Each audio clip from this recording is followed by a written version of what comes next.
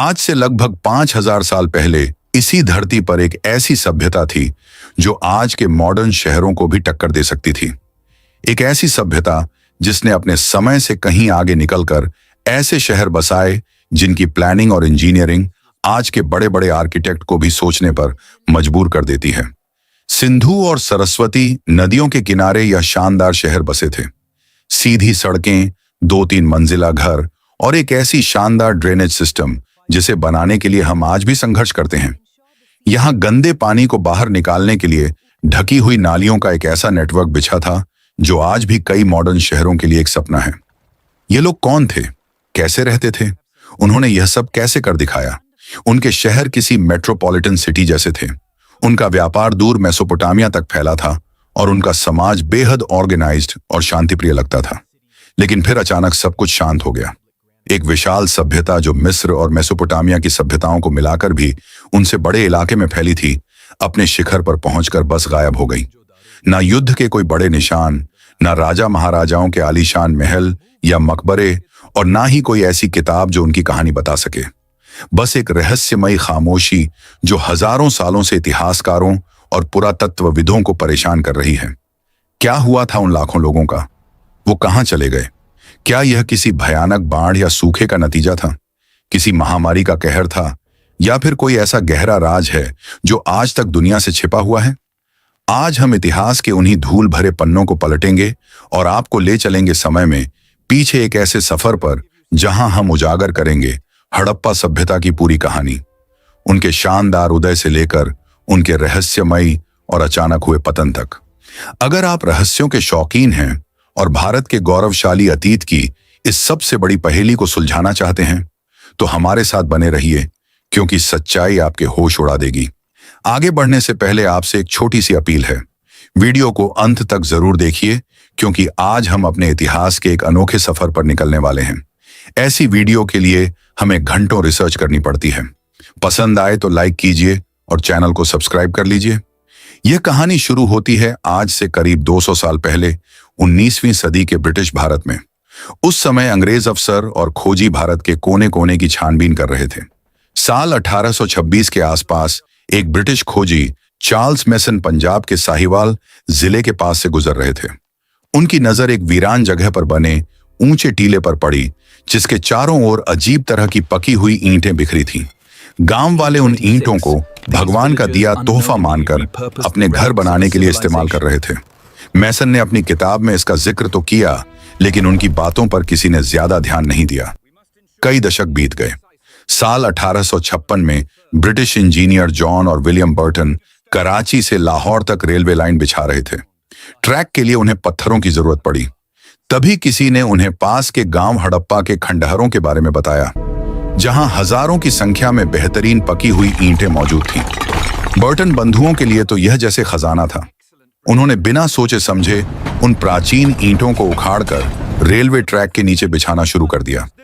वो इस बात से पूरी तरह अनजान थे कि वे दुनिया की सबसे पुरानी और सबसे एडवांस्ड सभ्यताओं में से एक के सबूतों को हमेशा के लिए मिटा रहे थे। इस घटना के बाद भारतीय पुरातत्व सर्वेक्षण के पहले डायरेक्टर जनरल अलेक्जेंडर कनिंघम ने 1850 और 1870 के दशक में कई बार इस जगह का दौरा किया। उन्हें वहां से कुछ अनोखी मोहरें मिली, जिन पर एक अनजान लिपि में कुछ लिखा था और एक बैल की तस्वीर बनी थी। कनिंघम इन चीजों की अहमियत तो समझ गए थे, लेकिन वह भी इसकी विशालता और प्राचीनता का सही अंदाजा नहीं लगा पाए। असली तूफान तो 20वीं सदी में आया। साल 1921 में भारतीय पुरातत्ववेता दयाराम साहनी ने भारतीय पुरातत्व सर्वेक्षण के director general sir John Marshall के नेतृत्व में हड़प्पा में एक व्यवस्थित खुदाई शुरू की। जैसे जैसे जमीन की परतें हटी, एक पूरे के पूरे शहर का नक्शा उभरने लगा। सुनियोजित सड़कें, घरों की लाइनें, नालियां। यह कोई मामूली गांव नहीं था, लेकिन कहानी यहीं खत्म नहीं हुई। अगले ही साल 1922 में हड़प्पा से लगभग 590 किलोमीटर दूर सिंध प्रांत के लड़काना जिले में एक और पुरातत्ववेत्ता राखाल दास बनर्जी एक बौद्ध स्तूप की खोज कर रहे थे। खुदाई के दौरान उन्हें स्तूप के नीचे वैसी ही मोहरें और ईंटें मिली जैसी हड़प्पा में मिली थी। उन्होंने तुरंत इसकी सूचना जॉन मार्शल को दी। जब मार्शल ने दोनों जगहों से मिली चीजों का मिलान किया तो उनके होश उड़ गए। उन्होंने ऐलान किया, यह कोई अलग थलग शहर नहीं है, यह एक ही महान और प्राचीन सभ्यता का हिस्सा है। उस दूसरे शहर का नाम था मोहनजोदड़ो, जिसका सिंधी भाषा में मतलब है मुर्दों का टीला। यह नाम इसलिए पड़ा क्योंकि वहां एक टीले पर बड़ी संख्या में इंसानी कंकाल मिले थे। इस खोज ने भारतीय इतिहास को हजारों साल पीछे धकेल दिया। दुनिया को पता चला कि जिस समय मिस्र और मेसोपोटामिया में महान सभ्यताएं पनप रही थीं, ठीक उसी समय भारत में भी एक कांस्य युगीन शहरी सभ्यता अपने शिखर पर थी। इसके बाद तो जैसे खोजों की झड़ी लग गई, एक के बाद एक शहर मिलने लगे। गुजरात में लोथल और धोलावीरा, राजस्थान में कालीबंगा, हरियाणा में राखीगढ़ी और पाकिस्तान में चहूदड़ो। आज तक इस सभ्यता के 1500 से ज्यादा ठिकाने खोजे जा चुके हैं, जिनमें से 900 से ज्यादा भारत में हैं। लेकिन सवाल यह था, ये लोग कौन थे? ये सभ्यता आई कहां से? क्या यह अचानक ही पैदा हो गई थी? इस सवाल का जवाब हमें और भी पीछे ले जाता है, एक ऐसी जगह पर जहां इस महान सभ्यता के बीज बोए गए थे। हड़प्पा सभ्यता किसी शून्य से पैदा नहीं हुई थी। इसकी जड़ें हजारों साल पुरानी हैं, जो हमें नवपाषाण काल तक ले जाती हैं। कहानी शुरू होती है आज के पाकिस्तान के बलूचिस्तान में बसे मेहरगढ़ नाम की एक जगह से। यह बोलन नदी के पास एक उपजाऊ मैदान में बसा एक प्राचीन स्थल है, जिसे हड़प्पा सभ्यता का अग्रदूत या बीज माना जाता है। आज से लगभग 9000 साल पहले, यानी 7000 ईसा पूर्व के आसपास, मेहरगढ़ में दक्षिण एशिया के कुछ शुरुआती किसानों और पशुपालकों ने बसना शुरू किया। यह लोग शिकारी जीवन छोड़कर एक स्थायी जीवन की ओर बढ़ रहे थे। उन्होंने दुनिया में पहली बार गेहूं और जौ जैसी फसलें उगाई और भेड़, बकरियां और मवेशी पालना शुरू किया। शुरुआत में वे मिट्टी की कच्ची ईंटों से बने साधारण घरों में रहते थे। हजारों सालों तक मेहरगढ़ धीरे धीरे विकसित होता रहा। उन्होंने मिट्टी के बर्तन बनाना सीखा, औजार बनाने में महारत हासिल की और यहां तक कि कुछ कब्रों में मृतकों के साथ औजार, गहने और बलि दी गई बकरियों को भी दफनाया गया है, जो दिखाता है कि वे शायद मौत के बाद की जिंदगी में यकीन रखते थे।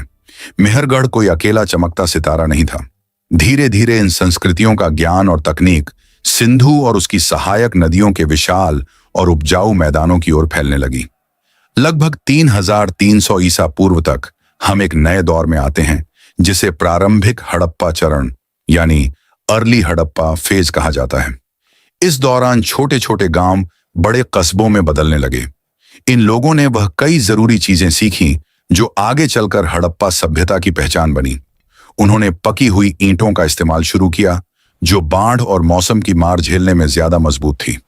उनके मिट्टी के बर्तनों पर खूबसूरत डिजाइन बनने लगे और उन्होंने तांबे और कांसे जैसी धातुओं का इस्तेमाल शुरू कर दिया था। एक तरह का ट्रेड नेटवर्क भी बनने लगा था, जिससे कीमती पत्थर जैसे लाजबर्द यानी लैपिस लाजुली अफगानिस्तान से और दूसरा कच्चा माल दूर दराज के इलाकों से यहां पहुंचने लगा। इस दौर की एक और खासियत थी सुरक्षा पर बढ़ता जोर। कई बस्तियों के चारों ओर दीवारें बनाई जाने लगी, जो शायद बाहरी हमलों या जानवरों से बचाव के लिए थी। यह शुरुआती दौर लगभग 700 सालों तक चला। यह एक तरह से तैयारी का समय था। लोगों ने नई तकनीकें सीखी, समाज बनाया और व्यापार करना सीखा। उन्होंने वो नींव तैयार की जिस पर एक शानदार शहरी सभ्यता की इमारत खड़ी होने वाली थी। लेकिन फिर कुछ ऐसा हुआ जिसने इस विकास की रफ्तार को अचानक तेज कर दिया। एक ऐसी क्रांति हुई जिसने इन छोटे छोटे कस्बों को दुनिया के सबसे सुनियोजित महानगरों में बदल दिया। आखिर वो क्या था? यह हमें हड़प्पा सभ्यता के सबसे शानदार दौर में ले जाता है, जिसे हम परिपक्व हड़प्पा चरण कहते हैं। लगभग 2600 ईसा पूर्व सिंधु घाटी में एक असाधारण शहरीकरण का विस्फोट हुआ। यही वह समय है जब यह सभ्यता अपने शिखर पर पहुंची और एक विशाल इलाके में फैल गई। इसका विस्तार लगभग 13 लाख वर्ग किलोमीटर में था। उत्तर में जम्मू कश्मीर से लेकर दक्षिण में महाराष्ट्र तक और पूर्व में उत्तर प्रदेश से लेकर पश्चिम में ईरान सीमा तक।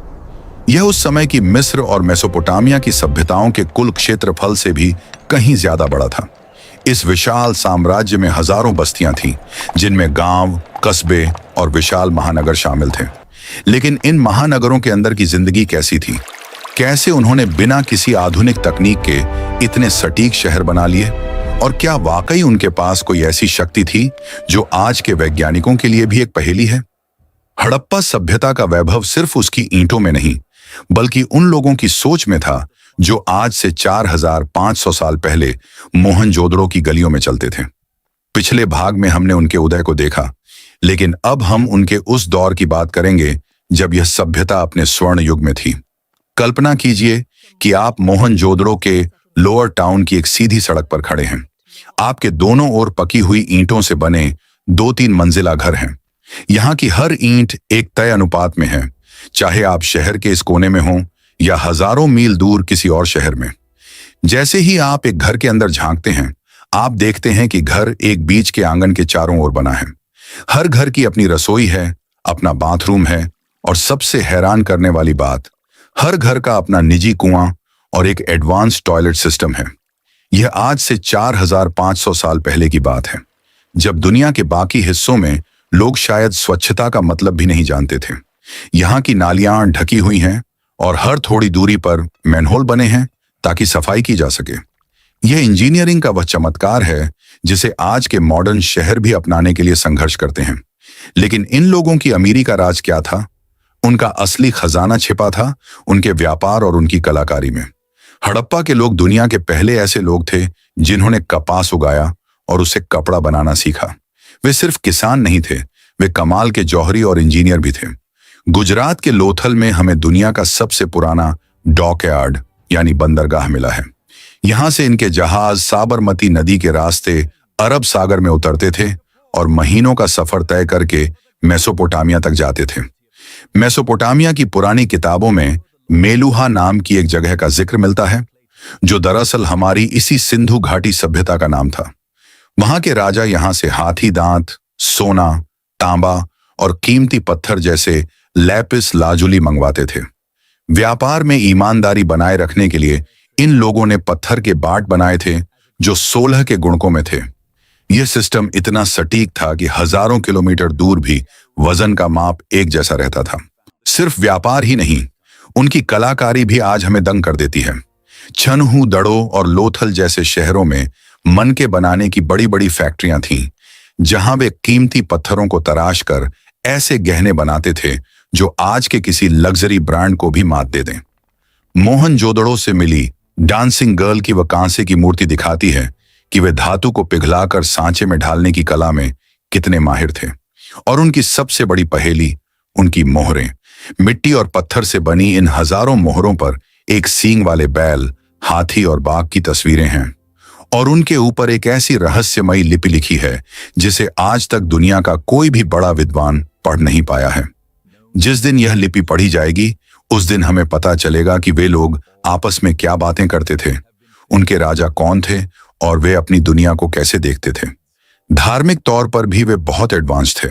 हालांकि हमें कोई बड़ा मंदिर नहीं मिला, लेकिन पशुपति शिव की मोहर और मातृ देवी की मूर्तियां दिखाती हैं कि वे प्रकृति और योग में विश्वास रखते थे। पीपल के पेड़ की पूजा और स्वास्थ्य का चिन्ह हमें उन्हीं की विरासत से मिला है। वे शांति प्रिय लोग थे, क्योंकि खुदाई में युद्ध के हथियार ना के बराबर मिले हैं। लेकिन फिर ऐसा क्या हुआ कि यह हंसती खेलती और अमीर सभ्यता अचानक इतिहास के पन्नों से ओझल हो गई। 1900 ईसा पूर्व के आसपास इन शानदार शहरों में पतन के निशान दिखने लगे। सड़कें टूटने लगीं, नालियां जाम होने लगीं और लोग शहरों को छोड़कर जाने लगे। पहले कहा गया कि आर्यों ने हमला करके इन्हें खत्म कर दिया, लेकिन आधुनिक विज्ञान ने इस थ्योरी को गलत साबित कर दिया है। असली विलेन था जलवायु परिवर्तन। नदियां जो इनकी जीवन रेखा थीं, उन्होंने अपना रास्ता बदल लिया। सरस्वती जैसी महान नदी सूखने लगी और सिंधु नदी में विनाशकारी बाढ़ आने लगी। बारिश कम होने से खेत बंजर हो गए और व्यापार ठप हो गया। यह एक धीमी और दर्दनाक मौत थी। लोग भूख और प्यास से मजबूर होकर पूरब और दक्षिण की ओर चले गए। वे गायब नहीं हुए, बल्कि उन्होंने अपनी शहरी पहचान खो दी और छोटे गांवों में बस गए। हड़प्पा की यह कहानी सिर्फ एक अंत नहीं है, बल्कि एक चेतावनी है। यह हमें याद दिलाती है कि चाहे हम कितने भी आधुनिक क्यों ना हो जाएं, प्रकृति के सामने हम हमेशा नाजुक हैं। उन्होंने क्लाइमेट चेंज का सामना किया और हार गए। आज जब हम फिर से उसी ग्लोबल वार्मिंग और सूखती नदियों के संकट से जूझ रहे हैं, तो हड़प्पा के खंडहर हमें चुपचाप आगाह कर रहे हैं। क्या हम उनकी इस चेतावनी को सुन पाएंगे? दोस्तों, अगर आपको भारत के इस गौरवशाली और रहस्यमयी अतीत का ये सफर पसंद आया हो तो इस वीडियो को लाइक और शेयर जरूर करें। आपकी मिट्टी का इतिहास ही आपकी असली पहचान है। हमारे साथ बने रहने के लिए धन्यवाद।